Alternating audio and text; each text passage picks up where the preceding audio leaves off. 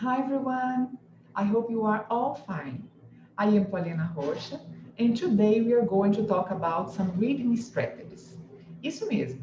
Na aula de hoje nós vamos trabalhar com algumas estratégias de leitura que servem para nos auxiliar na compreensão de textos em inglês. Primeiro, eu gostaria de comentar essa imagem que eu escolhi para representar a necessidade de mantermos um bom relacionamento com o texto em inglês, para que assim a gente possa alcançar nosso objetivo com a leitura que estamos realizando. E esses objetivos podem ser os mais variados, né, para nos manter informados, para nos entreter, para conseguir responder uma prova do Enem, por exemplo, dentre outros tantos objetivos. O principal, no entanto, é nos tornarmos amigos do texto. E por que eu estou dizendo isso? Exatamente porque é comum que a primeira reação dos estudantes, ao se depararem com textos em inglês, seja de querer sair correndo, né? Ou de ficarem reclamando que não estão entendendo nada, né? Isso sem nem sequer fazer uma primeira leitura do texto. Então, as estratégias de leitura servem para nos auxiliar nesse propósito de estabelecer uma aproximação com as ideias do texto em inglês, né? Então, os nossos encontros sobre essa temática será dividido em 3 partes. Na aula de hoje, eu vou tratar de 2 das 7 estratégias que eu selecionei para trabalhar com vocês. E são as estratégias mais difundidas, né? Então, na aula de hoje, nós vamos contemplar a estratégia da Prediction e Identification of Cognate Words. A Prediction é uma atividade pela qual o aluno é levado a predizer, inferir o conteúdo de um texto. E vocês podem estar aí se perguntando, né, o que significa predizer, professora? O que é inferir? Eu diria que predizer e inferir seja o mesmo que adivinhar. Então, se trata de uma estratégia que nos leva a adivinhar o significado determinado da palavra, sem precisar recorrermos ao dicionário, né? Porque se a gente fica pegado com a tradução de palavra por palavra do texto, o processo da leitura acaba ficando cansativo. Então, as estratégias, elas vêm nos auxiliar, né, no processo da leitura e evitar, né, que esse processo seja um processo cansativo. Então, essa estratégia da Prediction, ela é viabilizada por meio de alguns aspectos. O primeiro deles é o conhecimento prévio sobre o tema do texto, né, o nosso background sobre determinada temática. Então, por isso que é importante a gente estar sempre conectado, sempre bem informado, né, antenado com os diversos temas, porque ao nos deparar com um assunto que a gente já conhece, né, com um texto que tem um tema que a gente já conhece, a leitura certamente será mais fácil, né? Ao passo que, se a gente está lendo um texto sobre um tema que a gente nunca ouviu falar, não tem nenhuma informação, né, sobre a temática do texto, a gente vai ter uma dificuldade maior na compreensão. Então, esse conhecimento prévio é o conhecimento que a gente carrega sobre o tema, né, do texto, que é importante, que nos ajuda no momento da leitura. Um outro aspecto é o contexto linguístico. Então, o contexto linguístico se refere às regras gramaticais, às pistas gramaticais. Nós precisamos, em um texto, reconhecer se os verbos estão no presente, no passado, no futuro.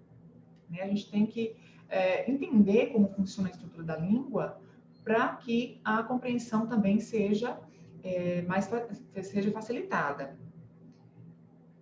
Além dos aspectos linguísticos, né, além do contexto linguístico, o contexto não linguístico também é muito importante. Então, as gravuras, os gráficos, tabelas que acompanham o texto, sempre também tem alguma informação importante a nos passar. Então, é bom que a gente esteja atento também a esse tipo de informação. E, por fim, o conhecimento sobre a estrutura do texto, né? O layout, o título, o subtítulo, eles trazem informações úteis que também auxiliam na compreensão. Então, vamos ver como funciona essa estratégia de maneira mais prática. E para ilustrar, eu trouxe um texto para a gente poder observar rapidinho como a gente pode adivinhar determinadas palavras, mesmo que a gente nunca tenha ouvido ou visto, né, determinado vocábulo, a gente pode conseguir compreender o significado dela. E aqui, para começar, eu faço uma pergunta. What's the meaning of blue? né? O que seria flu? No texto, né, o desafio que eu lanço é descobrirmos o que significa flu, mesmo que nunca tenhamos ouvido falar nessa palavra, né? Ou não sabemos o significado dela, é adivinhar pelo contexto. Então, vamos para o título do texto, né, que tem aqui a informação do H1N1, né, flu, swine flu. Então, a partir do título em que aparece esse vocábulo, a gente já consegue perceber o significado, tendo por base o nosso conhecimento prévio sobre o assunto, né, como eu disse antes. Aqui a gente pode reconhecer que é um texto sobre H1N1, né, eu acredito que todos vocês aqui já ouviram falar. Nós temos uma imagem que, olha o contexto não linguístico operando, uma imagem que tem uma imagem que nos traz a ilustração de um vírus aqui, né, um vírus visto pelo microscópio, então a gente já percebe que se trata de um vírus da gripe H1N1, que também é conhecida por gripe suína, né? Então, se a gente já tem essas informações, logo a gente percebe. O suíno se parece muito com o português, então logo a gente imagina, né, que seja suína, e a gente vai lembrar, então, se refere a um nome popular da gripe H1N1, que é a gripe suína. Então, a gente já tem aqui uma informação que a gente adivinhou pelo contexto. E aí, só para reforçar, o contexto linguístico também é muito importante. Observem aqui esse subtítulo do texto, por exemplo. What is 2009 H1N1? Então, o what é um pronome interrogativo, que também é necessário que a gente já tenha esse conhecimento para ter uma compreensão maior, né, do que significa aqui esse questionamento, por exemplo. Então, se tivéssemos tempo, nós iríamos, né, perceber que muitas das palavras que aqui estão poderiam ser, né, interpretadas pelo contexto. Então, conhecendo o tema, a gente consegue trabalhar com essa estratégia, né? Essa estratégia pode nos auxiliar de uma maneira bastante positiva. Uma outra pergunta, what's the meaning of disease? Vamos fazer o mesmo exercício.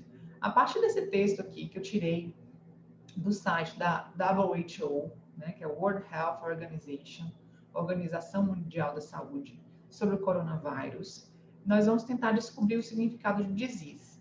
Então, logo na primeira linha, vejam, coronavirus disease is an infectious disease. Então, daqui dá para perceber, né? Eu sei que todos vocês têm um conhecimento prévio sobre o assunto, e vai logo entender que o disease se refere à doença. Infectious disease, doença infecciosa, né? Logo a gente se reporta aqui ao termo COVID-19, né? O COVID-19, que é uma doença infecciosa causada pelo coronavírus, né? Então, o conhecimento prévio operando e nos ajudando na compreensão dos textos. A próxima estratégia que eu trouxe para trabalhar com vocês hoje é a Identification of Cognate Words. Que se trata, né, que se refere às palavras que são parecidas com as do nosso idioma. Então, vocês podem notar que muitas das palavras que nós encontramos em um texto, em inglês, elas são cognatas.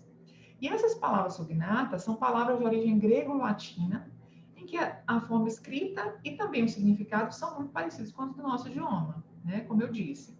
Então, isso vai simplificar muito a leitura. Essas palavras, elas são subdivididas em 3 categorias.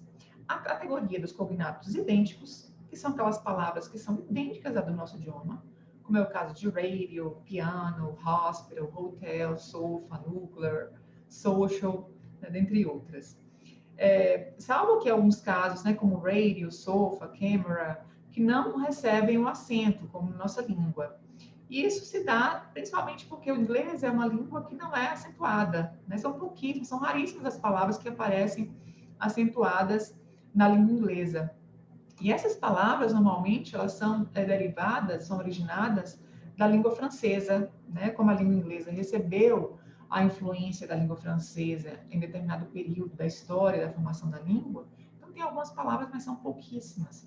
Eu consigo me lembrar, deixa eu só mostrar para vocês aqui, que eu consigo me lembrar agora, a palavra fiancé, que significa noivo, né? Tem um acento. A palavra matinée, que a gente conhece, também existente no nosso idioma, tem um acento. Résumé, que é currículo em inglês, né? Então, são palavras originadas da língua francesa que tem um acento. Mas, como eu disse e repito, são pouquíssimas, né? A maioria delas não tem acento mesmo. Então, vamos seguindo. A próxima categoria é a categoria dos cognatos bastante parecidos. E aqui, né, dentre essas palavras, eu trouxe algumas, como é o caso de gasoline, banks, inflation, intelligent, population, revolution, commercial. São palavras que são bem parecidas, né? E por isso mesmo não nos dão trabalho nenhum para poder identificar. E o último grupo é o grupo dos cognatos vagamente parecidos. Vejam, electricity, responsible, explain, né? Nós temos eletricidade, responsável, aqui é o verbo explicar. Mesmo fazendo parte do grupo dos cognatos vagamente parecidos, a gente tem certa facilidade de identificar o significado dessas palavras, não é mesmo? Então, as palavras cognatas, elas vêm auxiliar também na leitura do texto, e já que elas aparecem em grande quantidade no texto, ao final de uma leitura, se a gente faz uma leitura, mesmo que uma leitura rápida, a gente já consegue identificar muita da ideia central do texto a partir desses vocábulos. Certo, gente? E aqui eu trago um texto rápido, só para a gente poder identificar as muitas palavras cognatas, né, que a gente encontra nos textos. Logo no título, veja obesity, causes and consequences. Aqui já tem uma ideia clara, que é um texto sobre as causas e consequências da obesidade. Se formos fazer uma leitura mais detalhada, a gente vai encontrando, vejam, factors, fatores, aqui nós temos complex, section, genetic, effect, inúmeras palavras que não vai dar nenhum trabalho, né, para serem identificadas e identificarmos o significado delas, e elas vão ajudar muito na leitura, sem dúvida nenhuma, ok? E para finalizar a aula de hoje, eu chamo a atenção para um detalhe. Pela existência, né, dos chamados falsos amigos, das palavras que são chamadas de falsos cognatos. Então, os falsos cognatos são palavras que também são derivadas do latim, mas que aparecem em diferentes idiomas, com ortografia semelhante, porém com significados diferentes, né? Então, acontece, por exemplo, aqui, ó, a palavra application. À primeira vista, a gente imagina que application significa aplicação, mas, na verdade, application significa inscrição. Aplicação em inglês é investment. Outro exemplo, appointment, que dá a entender que é apontamento, mas appointment se refere, né, em português, significa hora marcada. Se eu digo, por exemplo, I have an appointment with the dentist, estou dizendo que eu tenho uma hora marcada, que eu tenho um horário com o dentista. E apontamento já é note, né? Cigarro, parece ser cigarro, mas significa charuto. Cigarro em inglês é cigarette. Então, tem essas pegadinhas, né, que são palavras que nos levam a imaginar que tem um significado, mas tem outro. Só que para que vocês não fiquem assustados, eu já adianto que são pouquíssimas palavras, né, que são falsas amigas. A grande maioria das palavras que parecem ter um significado realmente tem. São palavras que são parecidas tanto na escrita quanto no significado também, certo? Então, não se preocupem com elas. Eu trouxe aqui um texto para observarmos o primeiro parágrafo, em que aparecem dois falsos cognatos, né? Parent, que parece ser parente, mas é pais. Essa outra é prejudice, que parece ser prejudicar, algo relacionado ao verbo prejudicar, mas é preconceito. Então, assim, também o contexto do próprio texto nos ajuda a identificar, né, qual é a tradução da palavra. Então, ainda tem essa vantagem aí para a gente, né, quando a gente se deparar com uma palavra que é um falso cognato, ok? Então é isso, gente. Eu espero que vocês tenham conseguido acompanhar, né, a explicação sobre essas estratégias da aula de hoje. E se algo não ficou claro o suficiente, eu peço que vocês escrevam a dúvida de vocês no espaço destinado aos comentários deste vídeo, que eu terei assim, o maior prazer em responder e em esclarecer as dúvidas de vocês, certo? Então, como nós combinamos, no próximo encontro, nós trataremos de mais 3 estratégias. Então, não deixe de assistir.